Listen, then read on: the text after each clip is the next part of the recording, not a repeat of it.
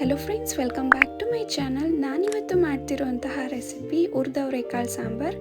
ಯಾರೆಲ್ಲ ನನ್ನ ಚಾನಲ್ ನೋಡ್ತಿದ್ದೀರೋ ದಯವಿಟ್ಟು ಸಬ್ಸ್ಕ್ರೈಬ್ ಮಾಡ್ಕೊಳ್ಳಿ. ನೋಟಿಫಿಕೇಷನ್ಗಾಗಿ ಬೆಲ್ ಐಕನನ್ನು ಕ್ಲಿಕ್ ಮಾಡಿ. ಇಲ್ಲಿ ಮೊದಲನೇದಾಗಿ ನಾನು ಒಂದು ಪ್ಲೇಟ್ ತೊಗೊಂಡು ಒಂದು 2 ಇಡಿ ಆಗೋಷ್ಟು ಅವರೆಕಾಳನ್ನು ಹಾದ್ಕೊಂಡು ಒಂದು ಕುಕ್ಕರ್ ಇಟ್ಟು ಅದನ್ನು ಹುರ್ಕೊಳ್ತಿದ್ದೀನಿ.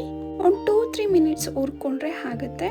ಅದನ್ನು ಒಂದು ಪ್ಲೇಟ್ಗೆ ಟ್ರಾನ್ಸ್ಫರ್ ಮಾಡಿಕೊಂಡು ಮತ್ತೆ ಇಲ್ಲಿ ಸಾಂಬಾರ್ಗೆ ಹಾಕೋದಕ್ಕೆ ಈರುಳ್ಳಿ ಮತ್ತು ಬದನೆಕಾಯನ್ನು ಉದ್ದುದ್ಗೆ ಹಚ್ಕೊಳ್ತಿದ್ದೀನಿ. ಹುರಿದವರೆಕಾಳು ಸಾಂಬಾರ್ಗೆ ಮೇನ್ ಇದೇ ಬೇಕಾಗಿರೋದು. ಈರುಳ್ಳಿ ಉದ್ದಗೆ ಹಚ್ಕೋಬೇಕು ಮತ್ತು ಬದನೆಕಾಯಿ ಕೂಡ ಉದ್ದಗೆ ಹಚ್ಕೊಳ್ಬೇಕು.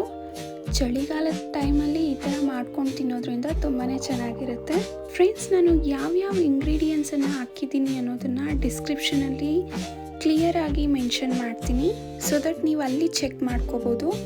ಮತ್ತು ನಾನು ಇಲ್ಲಿ ರುಬ್ಕೊಳ್ಳೋದಕ್ಕೆ ಕೊಬ್ಬರಿ, ಬೆಳ್ಳುಳ್ಳಿ, ಈರುಳ್ಳಿ, ಕೊತ್ತಂಬರಿ ಸೊಪ್ಪು, ಹುಣಸೆ ಹಣ್ಣು, ಖಾರದ ಪುಡಿ ಮತ್ತು ಧನಿಯಾ ಪುಡಿ ಆ್ಯಡ್ ಮಾಡ್ಕೊಳ್ತೀನಿ. ಇದಿಷ್ಟನ್ನು ನುಣ್ಣಗೆ ರುಬ್ಕೋಬೇಕು.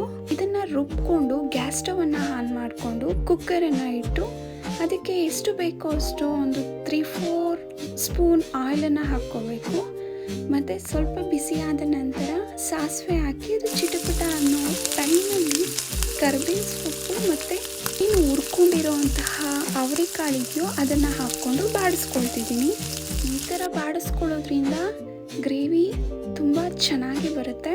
ಅದು ಸ್ವಲ್ಪ ಎಣ್ಣೆಯಲ್ಲೇ ಕೈ ಆಡಿಸ್ಕೊಳ್ತಾ ಇರಬೇಕಾದ್ರೆ ಈರುಳ್ಳಿ ಮತ್ತು ಏನು ಬದನೆಕಾಯಿ ಇದೆಯೋ ಅದನ್ನು ಕೂಡ ಹಾಕಿ ಫ್ರೈ ಮಾಡ್ಕೋಬೇಕು.